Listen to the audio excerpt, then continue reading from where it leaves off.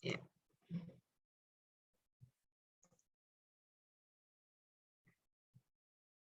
Ups, kok ke pos ya?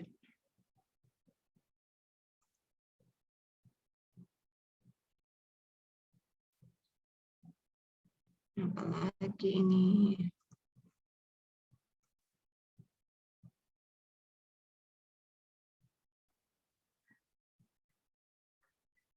Kok nggak bisa share screen ya?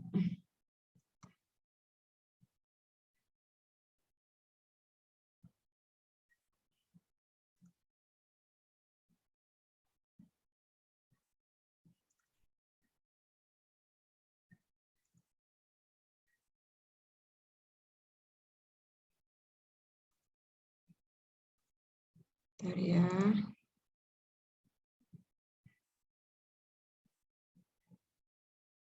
Udah bisa kelihatan belum ya? Belum terlihat. Materinya udah terlihat belum? Sudah terlihat, Bu. Sudah? Sudah? Sudah terlihat. Udah ya? Ya. Bisa terlihat nggak guys ya? Bisa Ibu terlihat? Udah ya? Oke, baik, kita mulai ya. Baik, pada hari ini kita melanjutkan untuk sesi kuliah serologi golongan darah 1. Ya, mungkin pada hari ini kita lebih mereview kembali karena sebenarnya di minggu lalu pun terkait dengan reaksi antigen antibodi itu sudah sempat kita singgung dan bahas ya. Nah, jadi pada hari ini kita fokus pembahasan tentang reaksi antigen antibodi.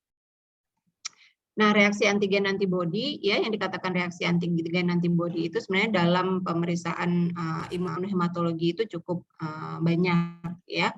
Mulai dari proses sensitisasi itu merupakan reaksi antigen antibodi. Kemudian proses aglutinasi itu juga merupakan suatu reaksi antigen antibodi. Hemolisis pun kalau teman-teman lihat terjadinya hemolisis juga ada peran reaksi antigen antibodi ya. Kemudian inhibisi, kemudian juga Rolox formation. Nah, ini ada 5 istilah ya yang sering sekali kita dengar di dalam pemeriksaan imunohematologi, dan kelima ini adalah semuanya merupakan reaksi antigen antibodi sel darah merah. Nanti kita lihat satu persatu.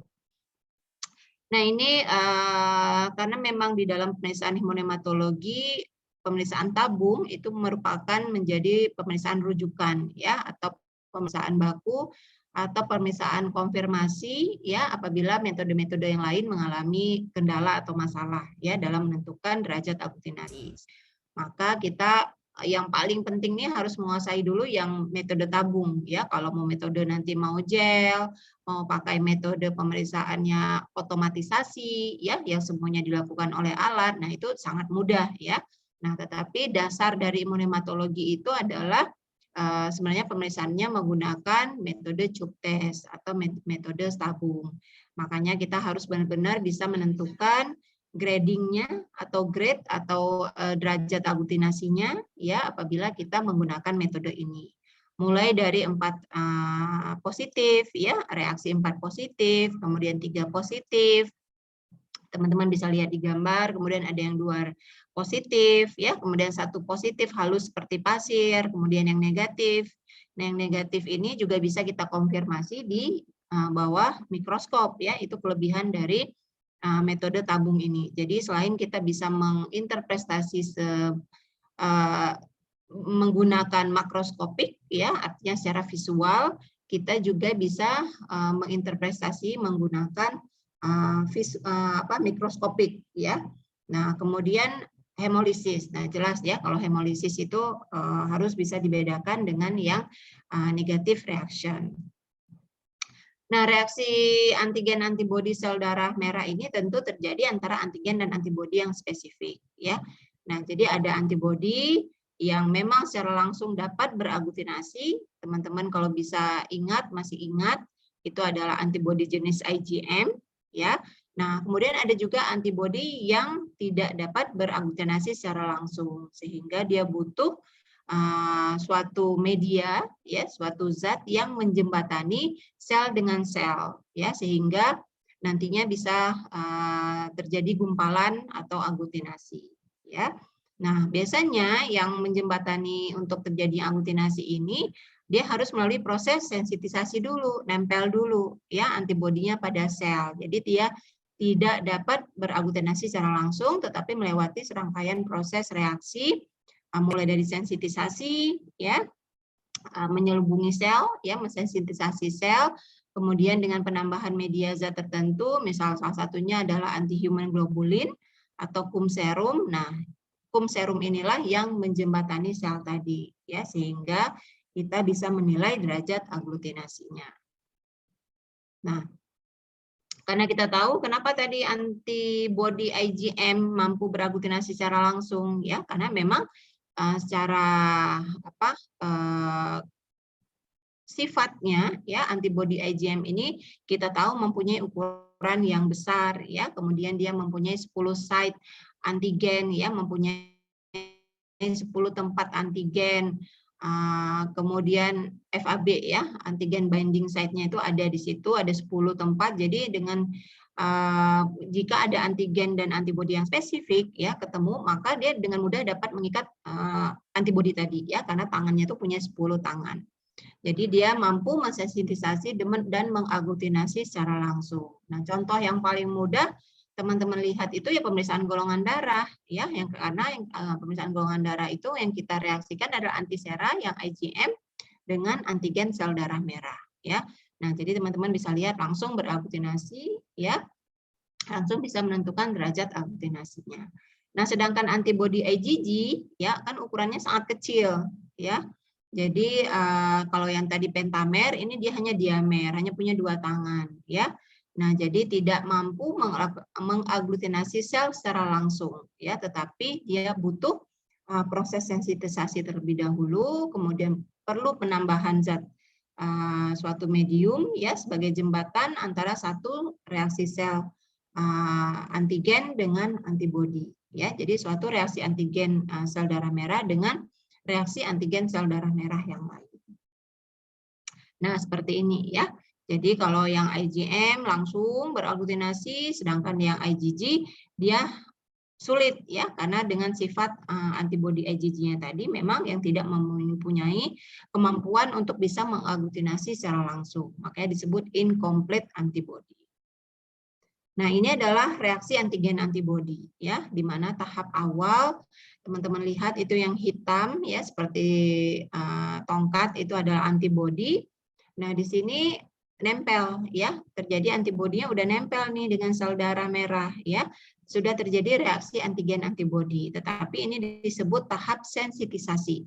Tahap sensitisasi ini artinya baru terjadi pelekatan antibodi pada permukaan sel darah merah, tetapi belum terjadi penggumpalan. Jadi pada tahap sensitisasi ini, walaupun antibodinya sudah coated, sudah nempel, tapi kita belum mampu menilai derajat aglutinasinya. Makanya untuk menilai derajat aglutinasinya perlu ada reaksi tambahan, ya.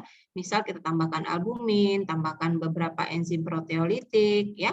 Atau yang paling umum itu adalah penambahan reagen antiglobulin, ya, anti-human globulin atau kum serum. Sehingga kalau ada antibodi yang tadi tersensitisasi, saling nempel, ya, dengan antigennya di sel darah merahnya, nah dia menjembatani, ya, reaksi nanti menjadi suatu aglutinasi.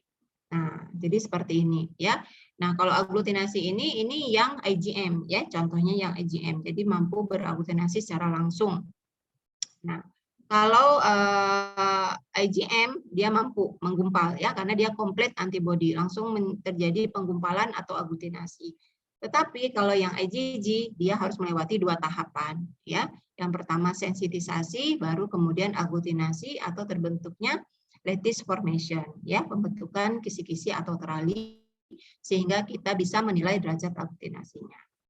Nah, jadi secara definisi aglutinasi itu adalah gumpalan sel yang disebabkan oleh adanya reaksi antara antibodi dan antigen, ya, yang ada pada permukaan sel tersebut.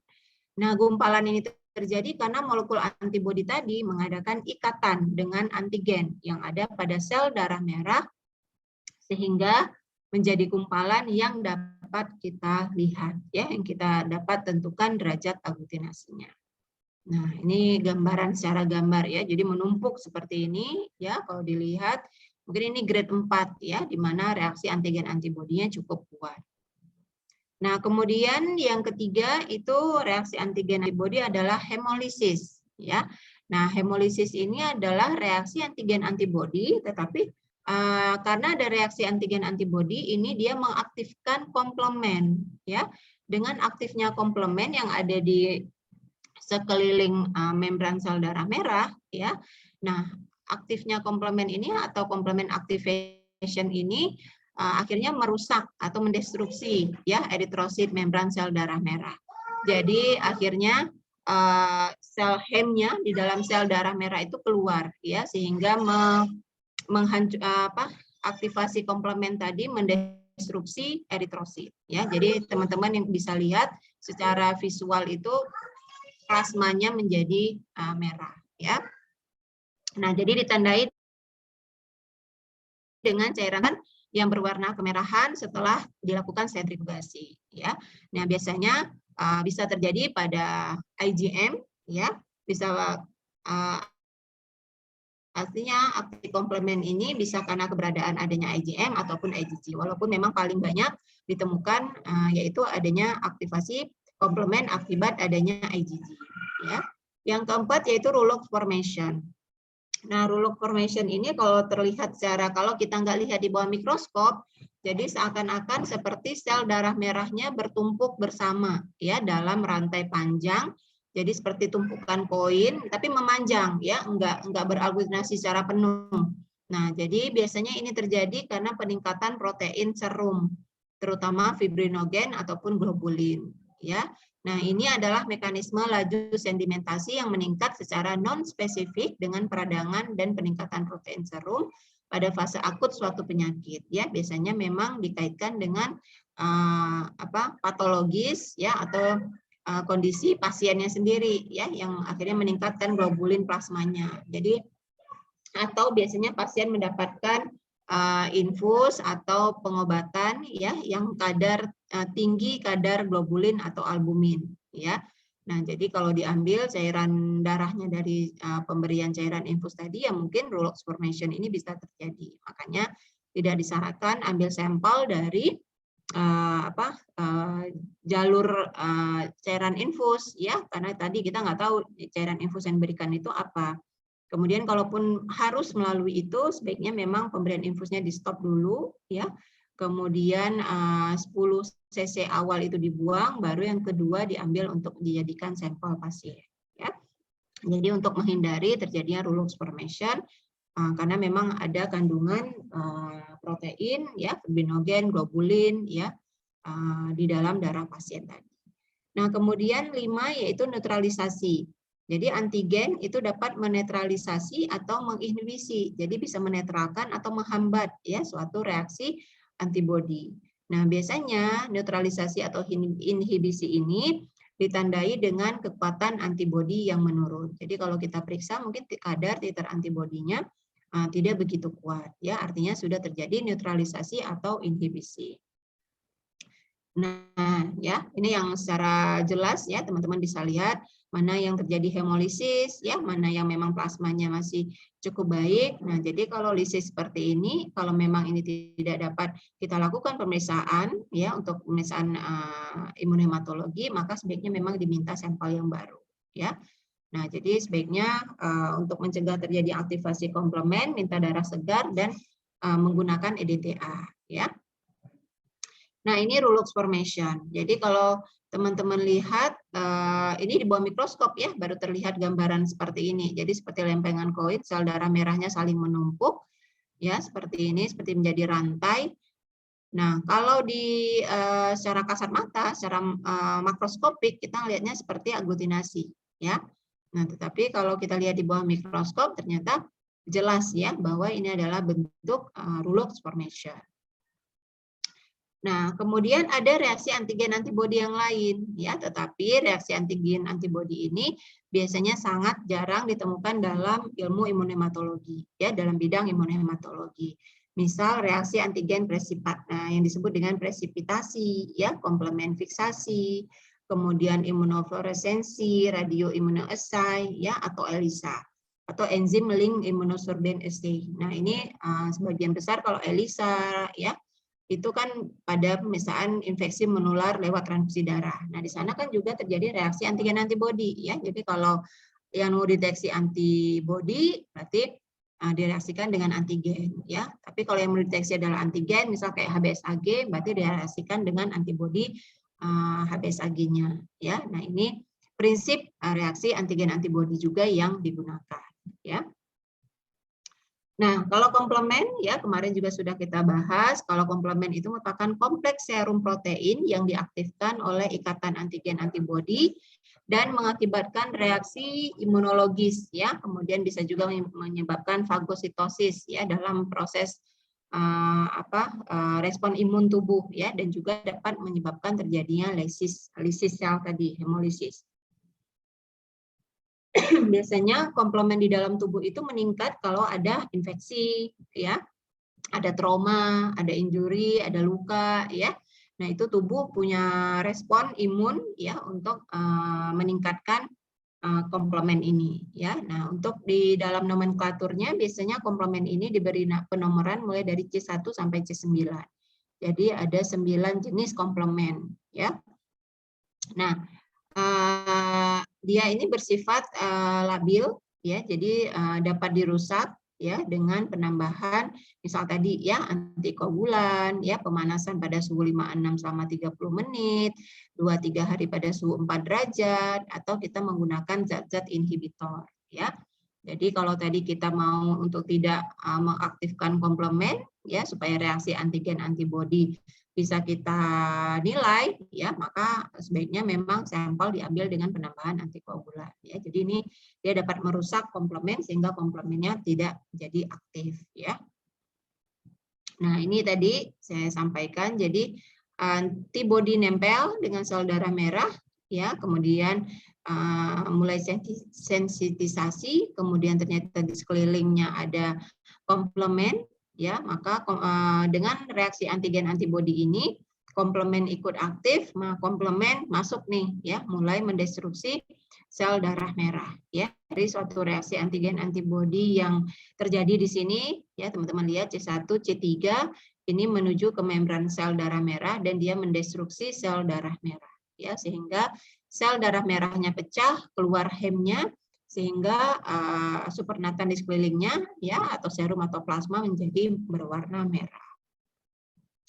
Nah, ikatan antigen antibodi, ya, yang kita bahas ini tentu minggu lalu juga rasanya sudah sempat kita singgung bahwa dipengaruhi oleh beberapa faktor, ya. Yang pertama yang paling penting itu konsentrasi antara rasio antigen antibodi, ya. Nah, rasio antigen antibodi ini sangat menentukan terkait dengan kekuatan ikatan antigen antibodinya, ya. Kemudian pH, suhu, ya, kemudian lama inkubasi, kemudian penambahan zat tertentu, ya, untuk mengurangi zeta potensial atau untuk mengurangi negatif charge surface pada permukaan sel eritrosit, ya. Misal kita menggunakan kekuatan ionik dengan medium list, albumin, enzim, antiglobulin, ya, kemudian polyethylene glycol atau polybren. Nah, ini merupakan zat-zat yang paling banyak digunakan di bidang imunohematologi, ya, dengan tujuan tadi meningkatkan reaksi antigen antibodi. Kemudian yang terakhir juga faktor yang paling penting adalah proses sentrifugasi, ya. Nah, ini semuanya harus tertuang secara jelas di dalam SOP atau instruksi kerja, ya, berapa lama harus diinkubasi, berapa lama harus disentrifugasi, berapa kecepatannya, ya, berapa suhu inkubasinya. Nah, ini karena kita tahu, ya, kalau teman-teman masih ingat kemarin reaksi antigen antibodi itu bersifat reversible. Jadi kalau penata laksanaannya, pemeriksaannya nggak sesuai, nggak tepat, ya, maka akan bisa menyebabkan terjadinya false, apakah false positif atau false negatif, ya, yang harusnya antibodinya ngikat, tapi karena penata laksananya nggak tepat, ya, faktor-faktor yang pengaruhi cukup banyak, akhirnya dia nggak berikatan, atau udah ngikat tapi inkubasinya terlalu lama, sentrifugasinya terlalu kenceng, ya, terlalu lama, lepas lagi, ya, reaksi antigen antibodinya yang harusnya positif menjadi negatif. Jadi ketelitian, ya, kesesuaian pemeriksaan, tahapan pemeriksaan ini menjadi faktor penting dalam pemeriksaan imunohematologi. Nah, ini rasio antigen antibodi, ya. Nah, jadi teman-teman lihat bagaimana ada yang disebut dengan prozone, ya, kemudian equivalent optimum ini yang paling proporsional nih di sini, ya, antara antibodi dan antigennya itu sesuai, ya, pas. Nah, kalau yang pertama itu antibodinya terlalu banyak, antigennya sedikit, ya. Yang post zone itu antigennya banyak, antibodinya terlalu sedikit. Nah, ini mungkin juga nggak bisa terjadi aglutinasi. Ya, ini juga. Jadi yang paling pas itu yang equivalent, yang di tengah, ya. Jadi proporsi antara apakah jumlah antigen ataupun jumlah antibodi itu proporsinya itu hampir seimbang. Nah, ini suhu dan tipe imunoglobulin, ya. Kemarin sudah kita bahas. Jadi teman-teman untuk memudahkan ingat aja yang antibodi yang IgM, ya, karena lebih sedikit. Kalau IgG itu ya selain IgM. IgM itu adalah antibodi tipe dingin, ya, pada medium salin atau komplit antibodi atau antibodi yang beraglutinasi secara langsung, ya, yaitu antibodi golongan darah ABO, ya, kemudian antibodi MN, P1I dan Lewis, sebagian Lewis. Kemudian IgG itu adalah antibodi tipe hangat, ya, pada medium kum serum atau penambahan AHG. Kemudian incomplete antibody, kemudian pemeriksaannya disebut indirect agglutination, ya, karena dia butuh jembatan, ya, untuk bisa terjadinya agglutinasi. Nah, ini list tadi yang kita gunakan yang disebut dengan low ionic strength solution atau salin, ya, yang tujuannya dengan penambahan list ini dapat mengurangi zeta potensial di permukaan membran sel darah merah, sehingga harapan kita reaksi antigen antibodi, jika memang ada antigen antibodi yang spesifik, dapat bereaksi secara optimal. Nah, ini antiglobulin yang kita gunakan sebagai medium jembatan, ya, pada pemeriksaan untuk kita mendeteksi antibodi IgG. Ya, nah, awalnya sensitisasi dulu, ya, nempel dulu antibodinya, kemudian kita tambahkan AHG, baru dia bisa membentuk suatu agglutinasi, di mana AHG ini berperan sebagai jembatan, ya, suatu reaksi antigen antibodi, ya, dengan reaksi antigen antibodi yang lain. Nah, kalau awal ini di awal sebelum kita penambahan AHG, antibodi udah ada, udah coated, tapi kita belum bisa menilai derajat agglutinasi. Nah, kalau di sini sudah, ya, kita sudah bisa setelah penambahan AHG atau kum serum, kita bisa menilai derajat agglutinasinya. Nah, ini enzim yang tadi saya sampaikan. Bisa visin, papain, pepaya, ya, visin itu dari biji delima, ya, apa sih namanya, pome, ya, pome atau buah delima. Kemudian papain itu dari papaya, ya, bromelin itu dari pineapple, dari nanas, ya. Nah, jadi kita bisa menggunakan beberapa enzim ini untuk juga mengoptimalkan reaksi antigen antibodi. Nah, tapi juga harus hati-hati jika di dalam pemeriksaan kita sel darah merah tersebut juga mengandung beberapa antigen golongan darah, misal seperti MS, ya, DAVI. Nah, ini teman-teman lihat, ya, ternyata molekul antigen golongan darahnya itu di luar membran, ya, ekstraseluler.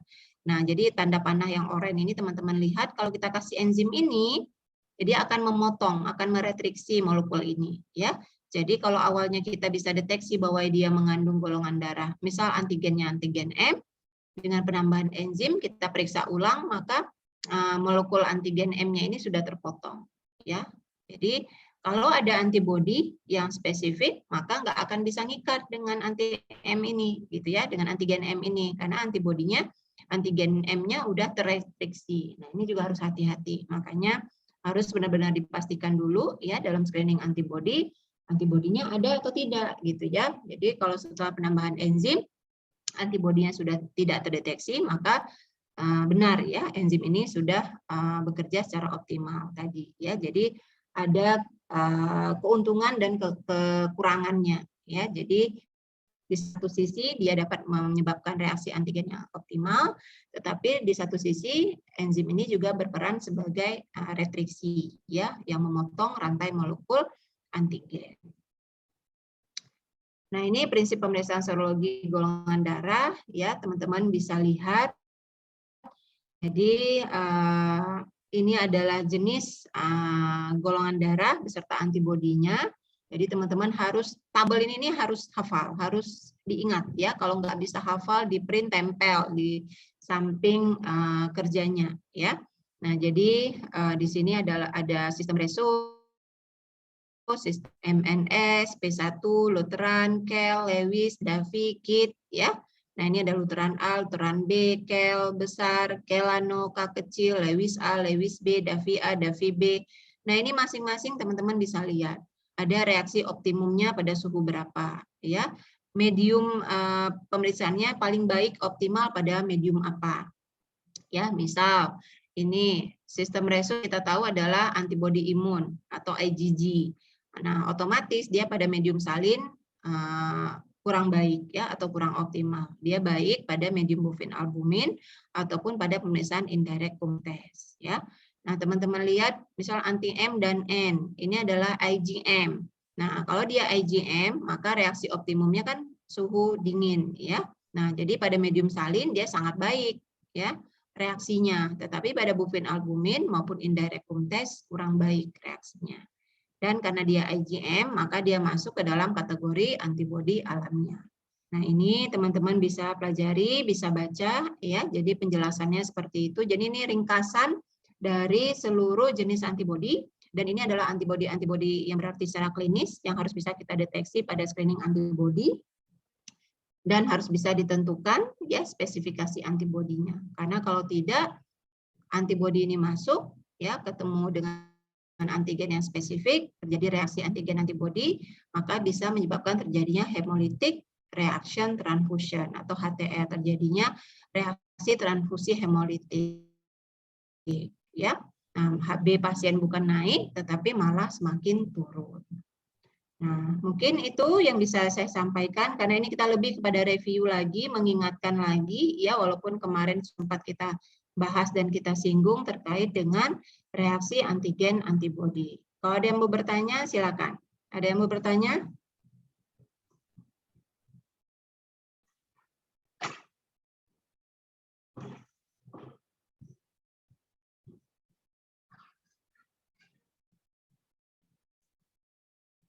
Ada yang mau bertanya terkait reaksi antigen antibodi?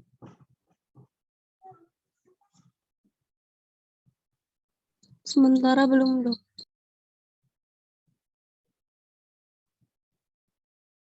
Ya, oke. Kalau memang tidak ada pertanyaan, mungkin untuk sesi kuliah hari ini saya cukupkan ya, teman-teman ya. Sekali lagi mohon maaf, tadi memang terjadi kendala pada Zoom saya ya, sampai saya harus restart komputer beberapa kali, tapi tetap nggak bisa. Tapi alhamdulillah akhirnya bisa masuk. Nanti materinya saya kirim ke Keisha. Ini hadir semua Keisha atau ada yang izin hari ini? Ada 2 orang yang tidak hadir, Bu. Oke, seperti biasa tolong saya di WA nama-nama yang tidak hadir ya, Keisha ya.